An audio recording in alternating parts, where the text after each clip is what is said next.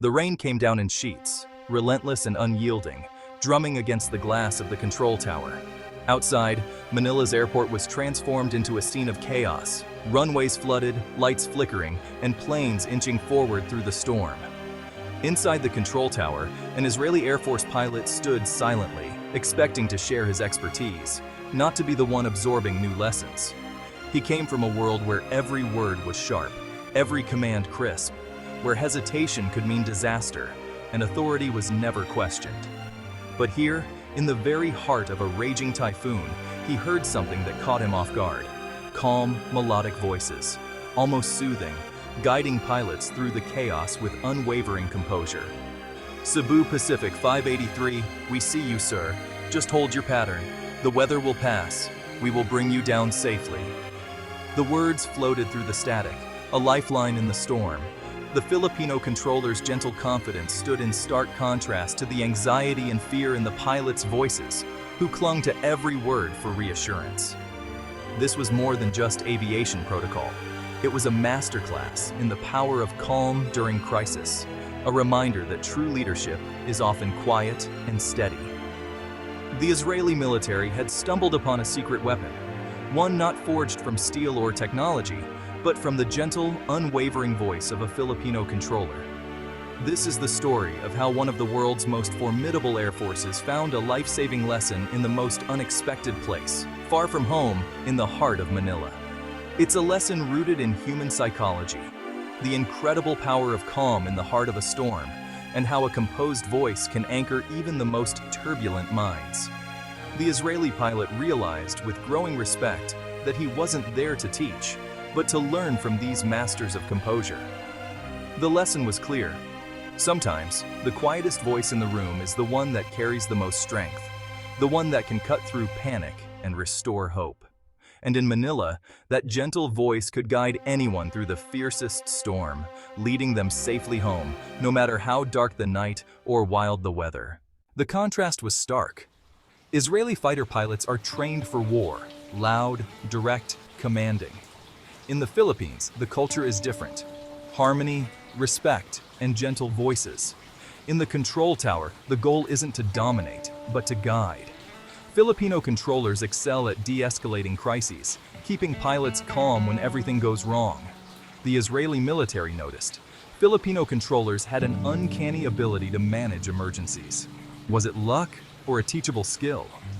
They sent a pilot to Manila to find out. He expected to teach, but was about to enter a classroom where lessons were delivered in whispers, not shouts. Two worlds were about to collide. Captain David, the quintessential Israeli pilot, arrived in Manila expecting to instruct, not learn. He saw the Filipino controller's soft-spoken manner as weakness. He took notes, convinced their gentle approach would fail in a real crisis. The tower's atmosphere was warm, collaborative, so different from the rigid hierarchy he knew. David waited for chaos, certain their calm would crumble. He listened to their polite, almost formal language and found it inefficient. He was sure the Israeli way was superior, but as he observed, he realized he was missing something fundamental. He was about to witness a test that would challenge everything he believed. The real lesson was coming, and it would change him forever. On David's fourth day in Manila, the city was struck by a powerful typhoon. The skies darkened, rain lashed the runways, and the airport was thrown into chaos as the storm intensified. Inside the control tower, the atmosphere shifted instantly. It became a hive of focused intensity, with every controller alert as emergencies piled up one after another. The tension was palpable, and every second counted. Pilots' voices crackled through the static, thick with panic. "Mayday! Mayday! Engine flameout!" The fear in their words was unmistakable, echoing the storm outside. David instinctively braced himself for chaos, expecting the kind of shouting and commanding voices he'd been trained to anticipate in emergencies. But instead, Marielle, the senior controller, spoke with a preternatural calm. Her voice was gentle but firm. "We hear you. Let's work the problem. You are not alone." Her words cut through the panic like a beacon. Her voice was steady, deliberate, a wall of calm against the chaos raging both inside and outside the tower. It was as if nothing could shake her composure.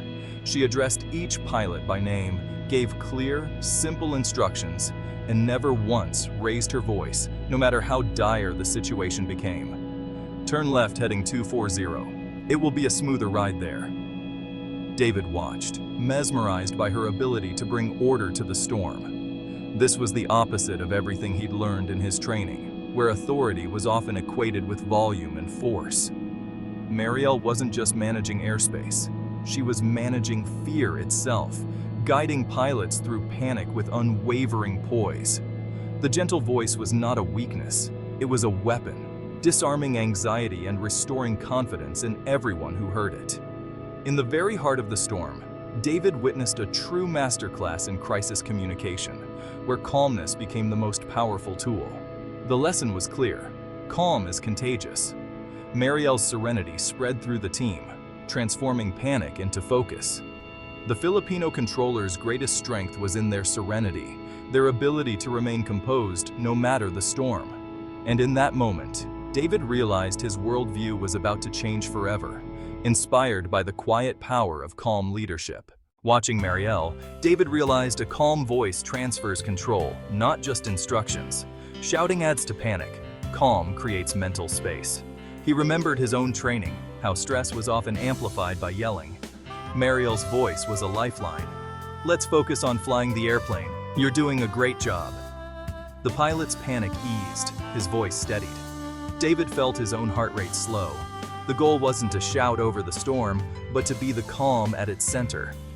The Filipino controller's gentleness was a deliberate, strategic tool. David's entire approach to crisis management was turned upside down. He saw that true strength lies in projecting calm, not force. The quietest command can be the most powerful. In that moment, David understood the real secret of Manila's tower. Calm saves lives. The storm passed, but David was changed. The chaos had left its mark, and in the quiet that followed, he found himself searching for something deeper, a way to move forward with more resilience and understanding. He approached Marielle, eager to learn from her experience and wisdom, hoping to find answers to the questions that now filled his mind. She explained, "If we panic, they panic. Our emotions ripple outward, affecting everyone we communicate with. If we are calm, they have a chance to be calm too. Our steady presence can be a lifeline in moments of uncertainty." The gentle voice was a skill, practiced relentlessly. It wasn't just about what you said, but how you said it. Tone, pace, and intention all mattered. They listened for fear, acknowledged it, and built human connection. Every conversation was an opportunity to offer reassurance and support. Say, "I hear you, and I am here to help." These words, spoken with sincerity, could transform a tense moment into one of trust. David listened to recordings, learning to slow his speech, use positive language, and focus on solutions. He practiced until calm became second nature, even under pressure. The culture of calm extended beyond work. It was woven into daily life. Colleagues supported each other, creating an environment where everyone felt safe to express themselves. The gentle voice was more than a technique. It was an expression of shared humanity, a way of caring for one another in a high-stakes world. For David, this was revolutionary. It opened his eyes to the power of empathy and the importance of emotional intelligence. He began to see pilots not as call signs, but as people needing help, each with their own fears and hopes. The lesson was about empathy, not just efficiency. It was about building trust, one conversation at a time. And it would change how he saw the world, reminding him that calm, compassion, and connection could make all the difference, both in the tower and beyond. David saw the gentle voice in action again and again. A terrified student pilot radioed, lost in the clouds. Paolo, a young controller, replied, "It's okay, my friend. We see you. We'll guide you home." The pilot calmed instantly, following simple, step-by-step instructions. David realized empathy was the real tool at work. Marielle invited him to a family dinner, where he saw calm and kindness in every interaction. The gentle voice wasn't just for the tower, it was a way of life. Another day, a commercial airliner faced a hydraulics failure. The controller said, "Take all the time you need. The airspace is yours." That phrase removed pressure, giving the crew space to focus. David understood. The gentle voice was rooted in culture, not just training. It was about emotional connection and support, and it worked every time. For his final test, David entered a flight simulator. Typhoon, system failures, chaos. Alarms blared, his co-pilot panicked, and David felt himself losing control. Then Marielle's voice came through. "Let's ignore the alarms. Just fly the airplane." Her calm cut through the panic. "Now, let's handle one thing at a time. Tell me what you see." She guided him with questions, not orders. Slowly, David stabilized the aircraft. Marielle never raised her voice. She was a constant, reassuring presence. When the simulation ended, David realized his hands were steady. He had survived the unsurvivable, not through force, but through calm connection. He finally understood the true power of the gentle voice. It was the anchor in any storm, and it was a lesson he would carry home. Calm, he realized, is the ultimate strength. David returned to Israel transformed. He told his commanders, in crisis, transferring calm is more effective than commanding control. At first, there was skepticism. Gentleness seemed alien to a military culture, but David persisted, sharing data and his own experience. He asked, "In deep trouble, do you want a drill sergeant or a calm expert guiding you home?" The answer was clear. Slowly, the Israeli Air Force adopted the Manila method. Pilots and controllers trained to use calm, empathetic language in emergencies. It was a quiet revolution, adding a new tool to their arsenal. The lesson from Manila: the quietest voice can be the strongest. This truth transcends aviation. In any crisis, the ability to project calm is a superpower.